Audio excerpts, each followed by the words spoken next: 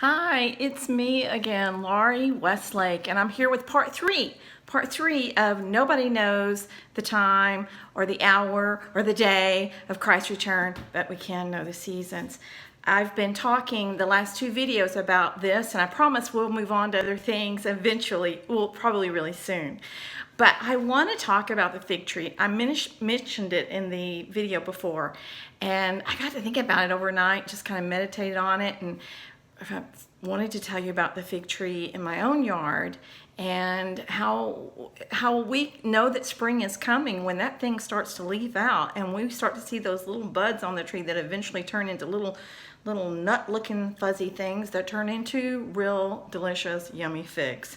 And so I'm going back to Matthew 24. We're going backwards through Matthew 24. Maybe we'll make our way back to the beginning when the disciples first asked Christ about the signs that he is coming back in the end of the age. And I'm sorry to be doing this backwards, but this is just how it's coming out. So anyway, the lesson of the fig tree is at the end of, or towards the end of Matthew 24, but before it is the few verses about the coming of the Son of Man, and I just want to read those really quick. Immediately after the tribulation of those days, the sun will be darkened, and the moon will not give its light, and the stars will fall from heaven, and the powers of the heavens will be shaken. Then will appear in the heaven the sign of the Son of Man, and then all the tribes of earth will mourn, and they will see the Son of Man coming on the clouds of heaven with power and great glory. And he will send out his angels with a loud trumpet call, and they will gather his elect from the four winds, from one end of heaven to the other.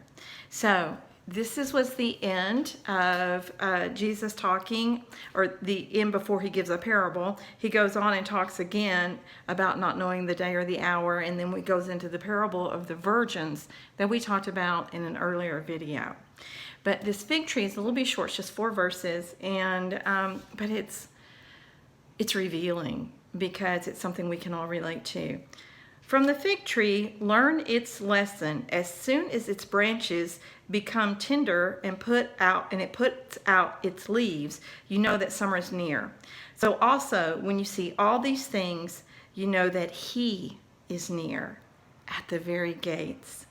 Truly I say to you, this generation will not pass away until all these things have taken place. Heaven and earth will not pass away. No, heaven and earth will pass away, but my word will never pass away. So I think that's exciting, and I think that we all have 4 seasons in our wherever we live geographically in the United States, and the spring, the end of winter and the beginning of spring, we start to see little leaves sprouting out on the trees, and little fruit trees will start to see the little flowering of the flower of the fruit, and we know then at that moment that spring is coming, and that the tree is going to sprout and we are going to have fruit. And so we don't ever know exactly the days that the exact day that the tree will take a full blossoming, but we know that spring is coming. We know a general time. We know that usually by the end of April, beginning of May, we've got leaves on all the trees. I'm here in Texas, at least that's the way it is for us. We have leaves on all the trees, and we start to see the beginning of that fruit. We never know exactly when the fruit is going to be ripened. It can be different at different seasons depending on totally what the weather has been and the rain has been. And so Jesus is using this parable to his disciples as an example of that, something that they understood, something you and I can understand. So there is another support for we can know the season. We don't know the exact timing, but we can know the season. And the reason the Lord has laid this upon us is, as we've been researching and looking at, we need to be watchful. We need to be watchful for him coming, because it is going to be a glorious event. And just like the virgins that missed it in our earlier video, the 5 virgins that were unwise and didn't have oil for their lamps, they missed the wedding feast. And I don't think one of us wants that. And the truth is, if we are meditating and thinking about what is to come, man, we get excited about it. Don't you? One other thing in this passage that really just thrills me is that God's word is never going to pass away, that heaven and earth will pass away. And we know that from the end of Revelation, at the end of the 1,000-year reign, we can read what happens. We don't have to be surprised by anything. And so when that passes away, his word is going to stand. And so I'm eating eternal food. I hope you're eating eternal food, because the word is what will last. And if it's in us, man, that's some good stuff. Okay, going to sign off now.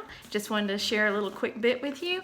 Love you. Thank you. LaurieGreenWestlake.com. Stop by and see me. More to come. Bye.